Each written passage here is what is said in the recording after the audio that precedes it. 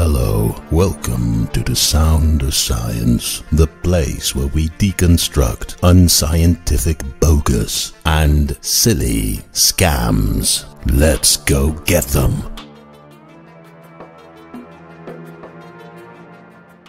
Hello, my fellow critical thinkers. Today I would like to talk about Brian Holdsworth, a Christian apologist who recently came within my line of sight. I've made a video about him a few weeks ago. The interesting part about Brian Holdsworth is that he looks like a nice and calm guy. His eyes are not spouting evil right from the start, as is the case with some of the other YouTube preachers. And then it gets interesting to see if his points of view are as reasonable and sensible as his restrained appearance would suggest. Well, in a way, that is the case. But at the same time, Brian Holdsworth is making the exact same silly arguments as all the other Christian apologists do. He just uses more words and a softer voice. So, let's listen to him.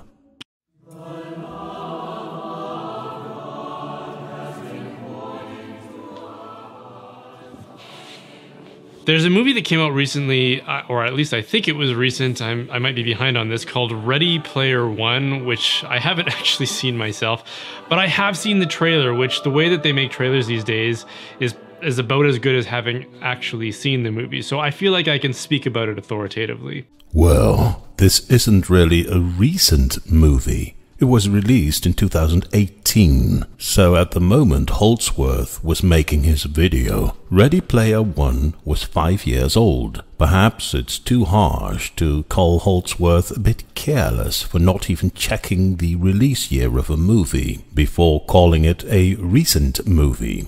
But at the same time, he says he can speak authoritatively about this movie, while he admits that he has only seen the trailer of the movie. So, right off the bat, he starts a bit sloppy. But let's continue. The general concept of the movie seems obvious enough as a pretty standard dystopian warning about the potential for humanity to become servile to its technology rather than the other way around. In the movie, it appears that human beings have sacrificed good things about the potential of their lives in the real world out of a kind of slavish preference to escape into their virtual distractions.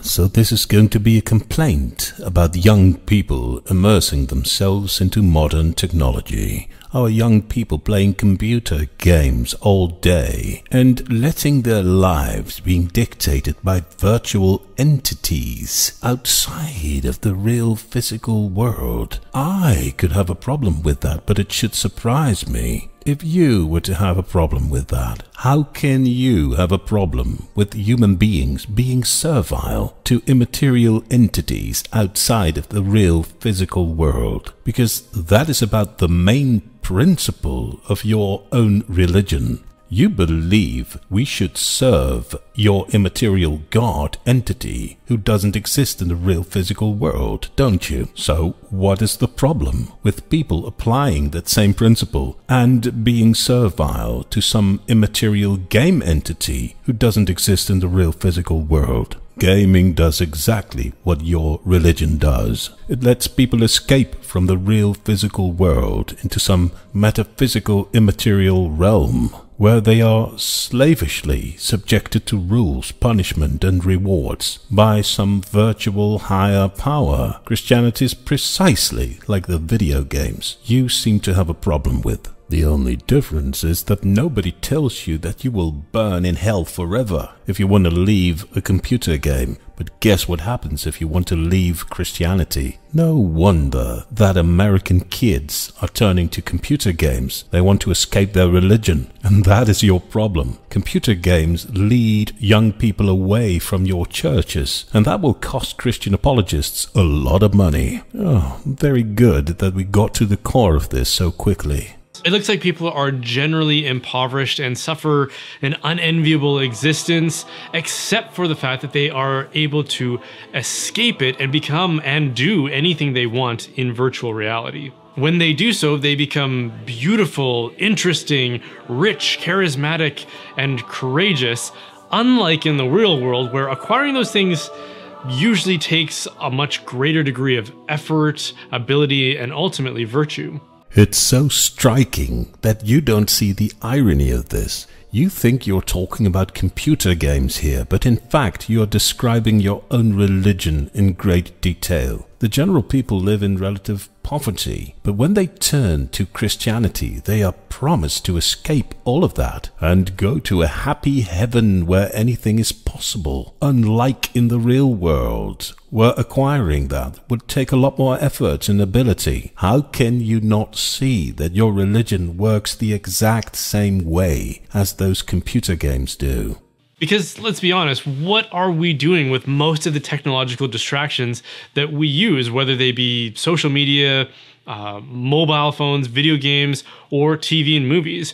We're escaping our real lives in pursuit of something more exciting and more seductive. Again, that is exactly what your religion does. Millions of people lead hard-working and sometimes miserable lives. Their situation in the real world does not offer them any perspective of escaping from poverty, dangerous streets and polluted cities. And then Christianity comes along, promising us that we can escape all of that and go to a place that is more exciting and more seductive.